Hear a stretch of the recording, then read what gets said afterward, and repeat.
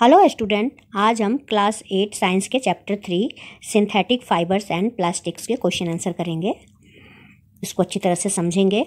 तो शुरू करते हैं। Question number 1, explain why some fibres are called synthetic. कुछ फाइबर्स को सिंथेटिक नाम क्यों दिया गया है, उन्हें सिंथेटिक क्यों कहा गया है। आंसर है, some fibres are made by human beings in factories by chemical processing of petrochemicals, so they are called synthetic और मैन मेड फाइबर्स। कुछ फाइबर्स को इंसानों ने केमिकल प्रोसेस के थ्रू फैक्ट्रीज में बनाया है जिसमें पेट्रोकेमिकल्स की मदद ली गई है, इसीलिए उनको सिंथेटिक या कृत्रिम रेशा कहा गया है या मैन मेड फाइबर कहा गया है। जैसा कि आपने पहले पढ़ा कि जो नेचुरल फाइबर होते हैं, चाहे वो कॉटन हो या ऊल हो या फिर जूट हो या सिल्क वर्म हो, ये हमें पेड़ पौधों से या फिर एनिमल से मिलते हैं, तो इनको नेचुरल फाइबर कहते हैं। लेकिन सिंथेटिक फाइबर जो हैं वो हमने खुद ही फैक्ट्रीज़ में बनाई हैं, जिसमें हमने पेट्रोकेमिकल्स की मदद ली है। पेट्रोलियम के भी जो है कोल हैं, कोल तार हैं, पेट्रोलियम गैस है, तो इन सब की मदद ली है और इनको केमिकली ट्रीटमेंट किया गया इसके साथ और फिर इनको बनाया गया, तो इसलिए इनको सिंथेटिक या मैन मेड फाइबर कहते हैं। जैसे रेयॉन, नाइलॉन, पॉलिस्टर इत्यादि, ये सारी चीज़ें हो गई। They are made up of very large units called polymer, और ये बहुत छोटे छोटे यूनिट के आपस में मिलने से जो पॉलीमर बनता है। आपने मोनोमर पढ़ा कि मोनोमर जो छोटे यूनिट होते हैं मोनोमर, वो आपस में मिलते हैं और वो मिलकर बड़ा यूनिट पॉलीमर बनाते हैं, तो उनसे ये बने हुए होते हैं। आगे है second question, mark the correct answer. Rayon is different from synthetic fibres because. 3 options हैं इसके, इसका सही आंसर होगा B, it is obtained from wood pulp. Rayon जो है वो सिंथेटिक फाइबर से थोड़ा अलग है तो सिंथेटिक फाइबर लेकिन थोड़ा अलग है। तो इसका कारण क्या है? इसका कारण है कि ये वुड पल्प से प्राप्त किया जाता है, क्योंकि वुड पल्प जो है वो नेचुरल चीज़ है, तो इसीलिए इसे पूरी तरह से सिंथेटिक फाइबर नहीं कहते हैं। क्वेश्चन नंबर 3 है, फिल इन द ब्लैंक्स, खाली स्थान को भरना है आपको। तो ये है, synthetic fibres are also called artificial और man made fibres. Synthetic fibre को या तो आर्टिफिशियल फाइबर या कृत्रिम जिसको कहते हैं वो कह सकते हैं, या फिर मैन मेड इंसान के द्वारा बनाया गया फाइबर कहा जाता है। बी देखते हैं, synthetic fibres are synthesised from raw material called petrochemicals. Synthetic fibre जो है वो, उनमें रॉ मटेरियल क्या होता है, कच्चा सामान क्या होता है जिससे वो बनाया जाता है, वो है पेट्रोकेमिकल्स, पेट्रोरसायन जिसको बोलते हैं हिंदी में। उसका सी है, like synthetic fibres plastic is also a polymer. Plastic भी एक पॉलीमर है, जैसे सारे सिंथेटिक फाइबर एक पॉलीमर हैं, मोनोमर के मिलने से बने हैं, उसी तरह से प्लास्टिक भी एक पॉलीमर है। अब है question number 4, give examples which indicate that nylon fibres are very strong. आपको एग्जाम्पल देकर हमें समझाना है कि नायलन फाइबर जो है वो बहुत ही स्ट्रॉन्ग होता है। तो हम देखते हैं इसका answer. Nylon fibres are used for making parachute, car seat belts and ropes for rock climbing. जो नायलन फाइबर है वो पैरासूट बनाने में इस्तेमाल होता है, कार की सीट बेल्ट बनाने में इस्तेमाल होता है, और पहाड़ पर चढ़ने के लिए जो रोप बनाई जाती है, रस्सी बनाई जाती है, उसमें इस्तेमाल होता है। तो जैसे कि आपने पढ़ा है पहले भी कि नायलॉन जो है उसकी जो टेंसाइल स्ट्रेंथ होती है वो काफ़ी हाई होती है, मतलब वो काफ़ी अच्छी तरह से तन सकता है, तो इसीलिए इसी गुण के कारण उसको इन सारी चीज़ों में बनाने में इस्तेमाल किया जाता है। और ये सारी चीज़ें जो है वो मजबूत होनी चाहिए। पैराशूट से इंसान ऊपर से लटकता है, जैसे कि पैराशूट से क्लाइंबिंग कर उतरते हैं, तो फिर क्या होता है कि इनमें काफ़ी स्ट्रेंथ होनी चाहिए। कार की सीट बेल्ट भी स्ट्रांग होनी चाहिए, और पहाड़ पर चढ़ना है तो उसका रस्सा भी जो है काफ़ी मजबूत होना चाहिए। तो ये एग्जांपल जो है, this example indicate that nylon fibre are very strong. तो ये एग्जांपल ये दिखाते हैं कि नायलॉन फाइबर जो है बहुत ही स्ट्रॉन्ग होता है। क्वेश्चन नंबर 5 है, explain why plastic containers are favoured for storing food. Explain करिए कि प्लास्टिक कंटेनर को फूड को स्टोर करने के लिए क्यों पसंद किया जाता है। आंसर है, plastic containers are favoured for storing food because of following reason. Plastic container को फूड स्टोर करने के लिए पसंद किया जाता है, इसके ये सारे कारण हैं। नंबर 1 है, plastics don't react with water and air, so they are not corroded easily. Plastic जो है वो वाटर के साथ या एयर के साथ कोई रिएक्शन नहीं करता, इसीलिए वो जल्दी नष्ट नहीं होता, उसमें ना कोई जंग लगती है ना कुछ होता है, इसीलिए उसको पसंद किया जाता है। दूसरा है, they are light, strong and durable. वे हल्के होते हैं, मजबूत होते हैं और ड्यूरेबल यानी कि टिकाऊ होते हैं।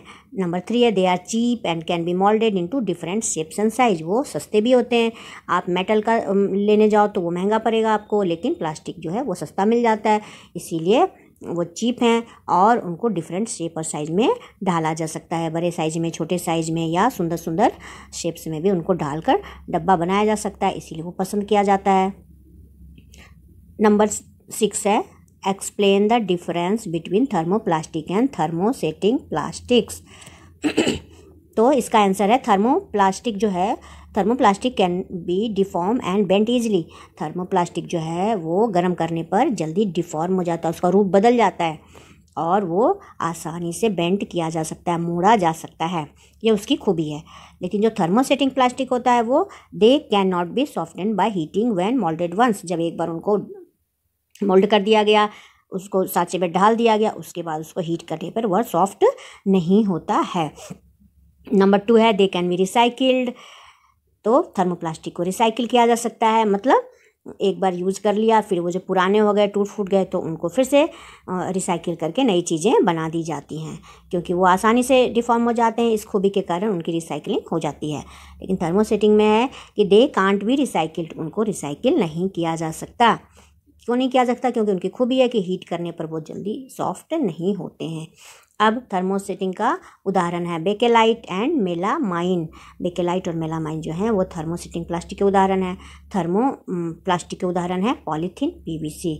पॉलीथीन और पीवीसी जो है थर्मो प्लास्टिक के उदाहरण है, जिनका हम इस्तेमाल करते हैं। पॉलीथीन की जो है उसको कैरी बैग की तरह सामान लाने में इस्तेमाल करते हैं। पीवीसी के पाइपें होती हैं, तो ये सारे थर्मोप्लास्टिक हैं।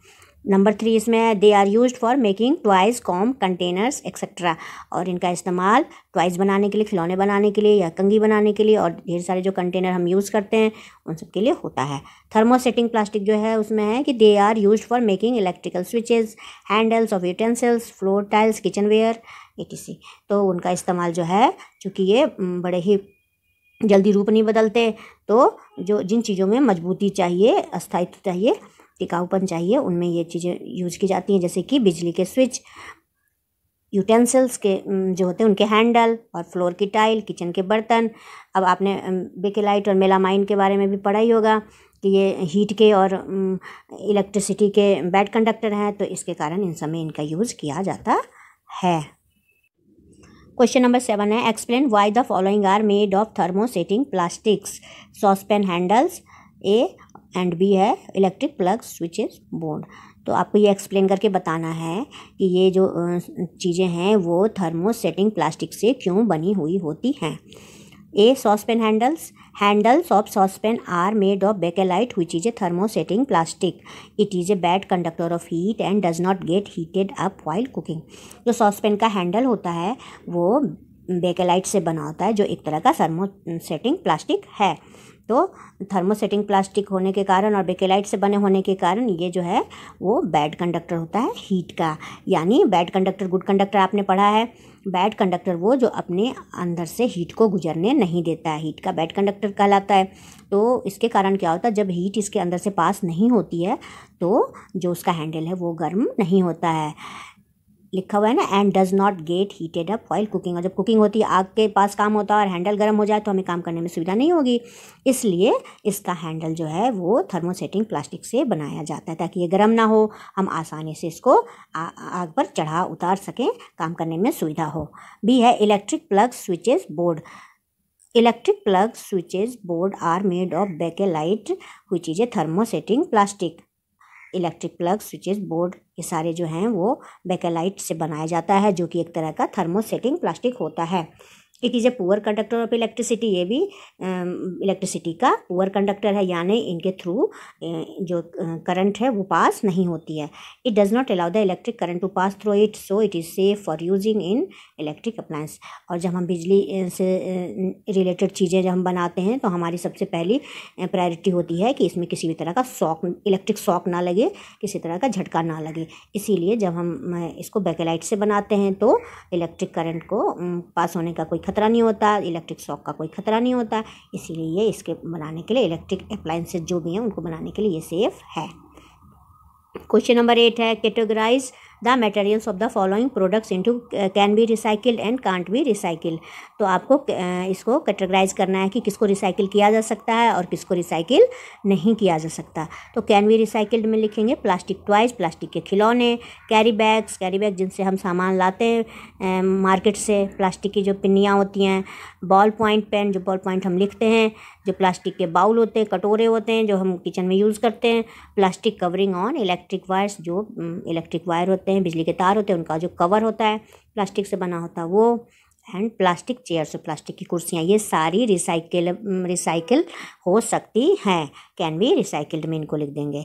डोंट बी रिसाइकिल्ड में है telephone instruments, cooker handles, electric switches.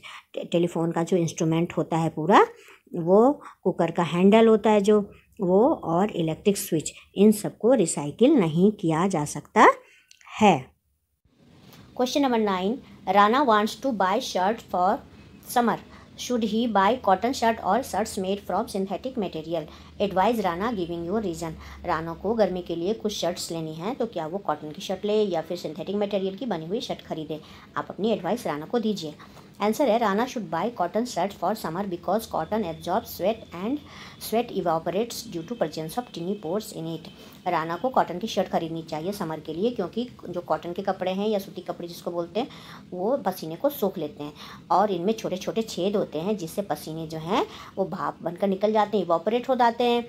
This helps the body to cool down, इससे हमारा शरीर ठंडा रहता है। But synthetic clothes don't soak sweat and trap the heat also, so it is not comfortable in summer. लेकिन synthetic कपड़ा क्या करता है, वो पसीने को नहीं सोखता बल्कि गर्मी को और खींच लेता है, जिससे हम कंफर्टेबल नहीं महसूस करते। इसीलिए राना को कॉटन की शर्ट लेनी चाहिए।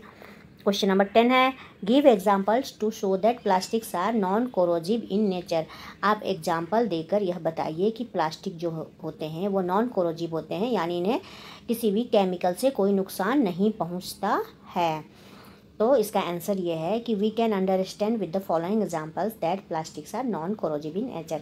हम नीचे जो एग्जाम्पल दिए गए उनसे समझ सकते हैं कि प्लास्टिक जो है नेचर वाइज नॉन कोरोजिव होते हैं। नंबर 1 है plastics don't react with water and air, hence they are use to store many chemicals. Plastic जो हैं वो वाटर से और एयर से कोई भी रिएक्शन नहीं करते हैं, इसलिए उन्हें केमिकल्स को स्टोर करने के लिए यूज़ किया जाता है। अब आप समझ सकते हैं कि जो चीज़ केमिकल को स्टोर करने के लिए यूज़ की जा सकती वो कितनी न्यूट्रल होगी, वो किसी भी चीज़ से कोई रिएक्शन नहीं करेगी। सेकंड पॉइंट है plastic buckets and mugs are used in our home. हमारे घरों में प्लास्टिक की बकेट और मग इस्तेमाल किए जाते हैं। अगर मेटल के पहले करते थे लोग यूज़ तो उसमें रस्टिंग हो जाती थी, जंग लग जाता था, है ना, तो इसलिए अब प्लास्टिक के बकेट और मग इस्तेमाल किए गए। ये भी बताता है कि प्लास्टिक नॉन कोरोजिव है। उसके बाद तीसरा पॉइंट है Teflon is used for non stick coating on cookware. जो कुछ नॉन स्टिक बर्तन होते हैं उनके ऊपर की कोटिंग टेफ्लॉन की होती है, जिसका कारण क्या है, जो टेफ्लॉन जो है वो भी एक तरह का प्लास्टिक है और वो ऑयल से या फिर वाटर से बिल्कुल रिएक्शन नहीं करता, बिल्कुल चिपकता नहीं है, कोई चिपचिपापन नहीं होता है, तो कम तेल में भी हमारा भोजन अच्छे से बन जाता है। नंबर 4 है plastic bowls are used in microwave oven for cooking. और कुकिंग के लिए जो माइक्रोवेव में प्लास्टिक बाउल का हम इस्तेमाल करते हैं। माइक्रोवेव के अंदर भी खाना बनता है लेकिन प्लास्टिक बाउल से को कोई भी नुकसान इससे नहीं पहुंचता है। ये सारी जो एग्जांपल्स हैं ये बताते हैं कि प्लास्टिक जो है वो नेचर वाइज नॉन कोरोजिव हैं। क्वेश्चन नंबर 11 है should the handle and bristles of a toothbrush B made of the same material, explain your answer. कि आप ये बताइए कि आप जो टूथब्रश इस्तेमाल करते हैं तो क्या उसका हैंडल और क्या उसका ब्रिशल दोनों एक ही मटेरियल का होना चाहिए। अपने आंसर का जवाब एक्सप्लेन करके बताइए। आंसर है no, the handle and bristles of a toothbrush should not be made of the same material.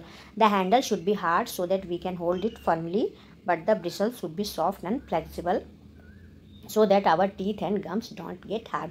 नहीं, हमारे जो ब्रश हैं उनका हैंडल और ब्रिशल दोनों एक ही मटेरियल का नहीं होना चाहिए। क्यों नहीं होना चाहिए? क्योंकि हैंडल को फर्म होना चाहिए, है ना, क्योंकि हमें पकड़ना होता है। अगर वो लचीला होगा तो हमें असुविधा होगी, तो इसलिए उसको फर्म होना चाहिए, हार्ड होना चाहिए, हार्ड प्लास्टिक का बना होना चाहिए। But the bristle should be soft. लेकिन ब्रिशल क्या है, उससे हमारे जो है हम दांत को साफ़ करते हैं, मसूरों से भी उसका वास्ता पड़ता है। तो अगर वो बिल्कुल कड़ा होगा तो क्या होगा, हमारे मसूरे छिल जाएंगे, ये हमारे गम्स को, टीथ को हार्म पहुंचा सकते हैं, इसीलिए दोनों का मटेरियल एक नहीं होना चाहिए। Question number 12, avoid plastics as far as possible, comment on the advice. हमें जहाँ तक हो सके प्लास्टिक का कम से कम यूज़ करना चाहिए, इस पर आप अपनी राय दीजिए। आंसर है we should avoid plastics as far as possible because, हमें ज़्यादा से ज़्यादा प्लास्टिक को यूज़ को अवॉइड करना चाहिए। क्यों? क्योंकि नंबर 1 है plastic is non biodegradable so it is not environment friendly. Plastic जो है वो नॉन बायोडिग्रेडेबल है। नॉन बायोडिग्रेडेबल का मतलब ये आसानी से नष्ट नहीं होता। जो चीज़ें हम घर में कूड़ा कचरा होता है उसको फेंक देते हैं, वो धीरे धीरे कुछ टाइम के बाद सिंपल सब्सटेंस में टूटकर ख़त्म हो जाता है, लेकिन ये कभी ख़त्म नहीं होता, इसलिए इन्वायरमेंट के लिए सही नहीं है, उसके लिए नुकसानदेह है। सेकंड पॉइंट है on burning it releases poisonous gases causing air pollution. अगर हम इसको जलाते हैं, सोचते हैं चलो इसको जला कर नष्ट कर देते हैं, तो इसको जलाने से बहुत तरह की जहरीली गैसें निकलती हैं, जिससे एयर का पॉल्यूशन होता है, हवा जो है वो पॉल्यूटेड होती है। नंबर 3 है sometimes while eating garbage animals सॉलो plastic which chokes the respiratory system और forms a lining in their stomach and can be the cause of their death. अब क्या होता है, कभी हम क्या करते हैं, जैसे खाना जो फेंकते हैं तो हम पॉलीथीन में करके रोटी या ऐसे कुछ भी खाने का सामान डाल देते हैं, तो जो कैटल्स होते हैं, गाय वगैरह होती हैं, वो उनको रोटी को खाती हैं, साथ में प्लास्टिक भी चबा जाती हैं, जिससे क्या होता है कि उनका जो रेस्पिरेटरी सिस्टम है वो बिल्कुल चोक हो जाता है, बंद हो जाता है, या कभी कभी जो है ये प्लास्टिक उनकी आंतों में चला जाता है, जिससे बहुत नुकसान होता है उनका, और कई बार उनकी डेथ भी हो जाती है। पॉइंट है 4 poly bags carelessly thrown here and there are responsible for clogging the drains and sewer lines. और जब हम इधर उधर प्लास्टिक फेंक देते हैं तो वो नालियों में चली जाती है, जिससे सीवर लाइन जो है वो को नुकसान पहुंचा है, वो बंद हो जाती है, नालियाँ बंद हो जाती हैं, पानी इधर उधर बिगड़ने लगते हैं और जिस तरह से की गंदगी फैलती है। तो इस तरह से प्लास्टिक जो है बहुत ही हमारे लिए हार्मफुल है, तो हमें ज़्यादा से ज़्यादा ये इसके यूज़ से बचना चाहिए, कम से कम इनका यूज़ करना चाहिए। अब है क्वेश्चन नंबर 13 मैचिंग, मैच करना है इसमें column A column B. Column A में है पॉलिस्टर, टेफ्लॉन, रेयॉन, नायलॉन, इनको कॉलम बी में जो भी सूटेबल है इनसे मिला देना है। तो शुरू करते हैं। नंबर 1 है पॉलिस्टर। पॉलिस्टर को हमने डी से मिलाया, फैब्रिक्स डोंट रिंकल्स ईजिली, यानी पॉलिस्टर ऐसा वस्त्र है जो इसमें कोई जल्दी रिंकल नहीं पड़ता है, ऐसा फैब्रिक है इसका, इसमें सिलवटें नहीं पड़ती हैं।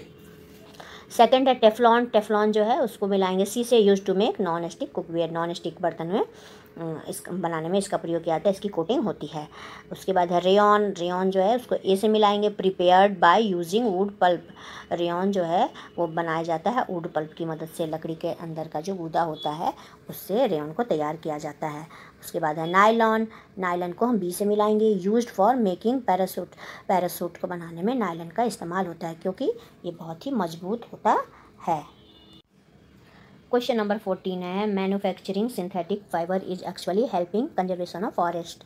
कमेंट, जो सिंथेटिक फाइबर हम बना रहे हैं तो सिंथेटिक फाइबर का बनाना जंगलों के संरक्षण के लिए अच्छा है, हेल्पफुल है, ये हमें बताना है किस तरह से सिंथेटिक फाइबर का मैन्युफैक्चर जो हम करते हैं वो कंजर्वेशन ऑफ फॉरेस्ट में मदद करता है। आंसर है synthetic fibres are made of petrochemicals so plants and trees don't have any role in its production. Synthetic fibre जो है चूँकि मैन मेड है और इसको हम फैक्ट्रीज़ में बनाते हैं, और इसमें जो इस्तेमाल किया तो वो पेड़ पौधे नहीं होते हैं, वो होते हैं पेट्रोकेमिकल्स जो होते हैं, पेट्रोलियम हो गया, कोलतार, कोल, ये सारी चीज़ें यूज होती हैं, इनमें पेड़ पौधे का कोई यूज ही नहीं है, तो प्लांट्स और ट्रीज का इनके प्रोडक्शन में कोई रोल नहीं है। As synthetic fibres fulfil our daily needs to a great extent we need not cut trees. चूँकि सिंथेटिक फाइबर का जो है वो हमारे घरेलू ज़रूरतों को ज़्यादा से ज़्यादा तक पूरा कर पाती है, तो हमें नेचुरल फाइबर की ज़रूरत नहीं पड़ती। और जब नेचुरल फाइबर हमें पता है कि इस नेचुरल फाइबर के लिए हम क्या करेंगे, हम जूट के लेंगे, कॉटन लेंगे, तो इनके ट्रीज जो हैं वो प्लांट्स जो हैं कटेंगे, या फिर हम सिल्क या सिल्क वर्म का इस्तेमाल करेंगे, तो इन सब चीज़ों की ज़रूरत ही नहीं पड़ती क्योंकि हमने अब ज़्यादा से ज़्यादा सिंथेटिक फाइबर का प्रोडक्शन शुरू कर दिया है जो हमारी डेली नीड को पूरा कर रही हैं। दस manufacturing synthetic fibre is actually helping conservation of forest. तो इस तरह से जो सिंथेटिक फाइबर है उसका बनाना जो है फॉरेस्ट का कंजर्वेशन करने में मदद करता है, मतलब इनके प्रयोग से पेड़ पौधे की कटाई कम से कम हो रही है, तो इस तरह से कंजर्वेशन ऑफ फॉरेस्ट हो रहा है। अब है question number 15 describe an activity to show that thermoplastic is a poor conductor of electricity. आपको एक एक्सपेरिमेंट करना है और बताना है कि जो थर्मोप्लास्टिक है वो बिजली का पुअर कंडक्टर है, कुचालक जिसको बोलते हैं, बैड कंडक्टर। यानी जो अपने आप से होकर इलेक्ट्रिसिटी को पास नहीं करने देता है। तो आपको ये प्रयोग करना है। अब इसको देखिए कैसे करेंगे हम। पहले हमने एक चित्र बनाया, इसको देखिए बल्ब है, सेल है, कॉपर वायर है और थर्मोप्लास्टिक ऑब्जेक्ट है। For this activity we need bulb, cell, copper wire and a thermoplastic object. तो इसके लिए हमें बल्ब चाहिए, सेल चाहिए, कॉपर का वायर चाहिए और थर्मोप्लास्टिक कोई भी प्लास्टिक का ऑब्जेक्ट चाहिए। We will make an electrical path by connecting bulb to the cell and copper wire. हम क्या करेंगे, सेल, कॉपर वायर और बल्ब तीनों को आपस में कनेक्ट करेंगे और एक इलेक्ट्रिकल पाथ बनाएंगे। As circuit is completed bulb glow. जैसे सर्किट कंप्लीट होगा तो क्या होगा, जो करंट है वो फ्लो करने लगेगा इसके थ्रू और फिर बल्ब जल जाएगा। Now we will connect a thermoplastic object to the circuit. अब हम क्या करेंगे, एक थर्मोप्लास्टिक ऑब्जेक्ट को इसमें जोड़ देंगे, इसके बीच में कहीं भी प्लास्टिक की जो चीज़ है वो भी जोड़ देंगे। तो क्या होगा, but bulb does not glow as current does not flow through the thermoplastic object. तो बल्ब नहीं जलेगा। क्यों नहीं जलेगा, क्योंकि जो करंट है वो थर्मोप्लास्टिक ऑब्जेक्ट से होकर के नहीं गुजरेगा, फ्लो नहीं करेगा। Thus it is prove that thermoplastic is A bad conductor of electricity. तो इस तरह से ये प्रूव होता है कि थर्मोप्लास्टिक जो है वो इलेक्ट्रिसिटी का बैड कंडक्टर है, यानी ये अपने आप से होकर के इलेक्ट्रिसिटी को गुजरने नहीं देता है। इस तरह से आपके सारे क्वेश्चन आंसर पूरे हो गए। मुझे आशा है आपको अच्छी तरह से समझ में आया होगा। Thank you.